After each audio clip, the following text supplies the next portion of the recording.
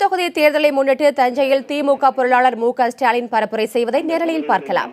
வெளிப்படுத்தி இருக்கக்கூடிய அந்த உணர்ச்சிகளை இங்கு உங்களிடத்தில் சுட்டிக்காட்ட வேண்டும் என்று சொன்னால், அந்த 3 தொகுதிகளில் நிச்சயமாக, அதேபோல் இன்று தஞ்சைக்கு வந்திருக்கக்கூடிய நேரத்தில் இந்த தஞ்சையும் சேர்த்து 4 தொகுதிகளில் நிச்சயமாக உறுதியாக நம்முடைய திராவிட முன்னேற்ற கழகமும் திராவிட முன்னேற்ற கழகத்தினுடைய கூட்டணியும் மிகப்பெரிய வெற்றியை பெறப்போகிறது என்பதில்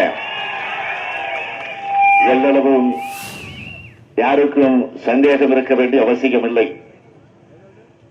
ஆக 19ஆம் தேதி நடைபெற இருக்கக்கூடிய தேர்தல் மூலமாக 4 வெற்றியை நாம் பெறவிருக்கிறோம் என்பதை அழுத்த நிறுத்தமாக உறுதியோடு தெரிவித்துக் கொள்ள விரும்புகிறேன். தஞ்சையில் உங்களிடத்தில் ஆதரவு கேட்க வந்திருக்கிறேன் என்று சொன்னால், நம்முடைய வேட்பாளர் அஞ்சுகம் பூபதி அவர்களை பெருவாரியான வாக்கு வித்தியாசத்தில் நீங்கள் வெற்றி பெற வைக்க வேண்டும் என்று நான் கேட்க வந்திருக்கிறேன் என்று சொன்னால், இந்த தஞ்சைக்கென்று பல வரலாறுகள் உண்டு.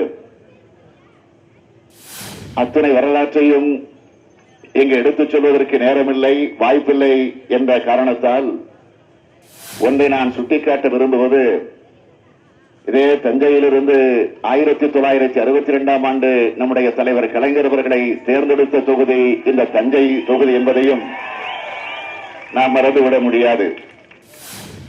ஆக தஞ்சையில தலைவர் கலைஞரை அன்றைக்கு நீங்கள் தேர்ந்தெடுத்து 1962ஆம் ஆண்டு சட்டமன்றத்திற்கு அனுப்பி வைத்த நேரத்தில் எந்த மகிழ்ச்சியோடு எந்த பெருமையோடு அனுப்பி வைத்தீர்களோ, அதே பெருமையோடு அதே பொறிப்போடு அவர் தலைமையேற்று வழிநடத்தக்கூடிய திராவிட முன்னேற்ற கழகத்தினுடைய வேட்பாளராக இங்கு உங்களிடத்தில் ஒப்படைக்கப்பட்டிருக்கக்கூடிய டாக்டர் அஞ்சுக பூபதி அவர்களை பெருவாரியான வாக்கு வித்தியாசத்தில் நீங்கள் வெற்றி பெற வைக்க வேண்டும் என்று நான் உங்களை எல்லாம் கேட்டுக்கொள்ள விரும்புகிறேன்.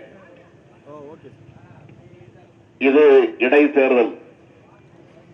நியாயமாக இடைத்தேர்தல் என்று சொன்னால், ஒரு சட்டமன்ற உறுப்பினரை தேர்ந்தெடுத்ததற்கு பிறகு அந்த இடத்துல ஒரு இடைத்தேர்தல் எப்படி வரும் என்று கேட்டால், அந்த சட்டமன்ற உறுப்பினர் விபத்திலோ அல்லது நோய்வாய்ப்பட்டோ இறந்துவிடக்கூடிய அந்த சூழ்நிலைகளை தான், அந்த இடத்தை பூர்த்தி செய்யக்கூடிய நிலையிலே தான் ஒரு தேர்தல் வரும். அதுதான் இடைத்தேர்தல்.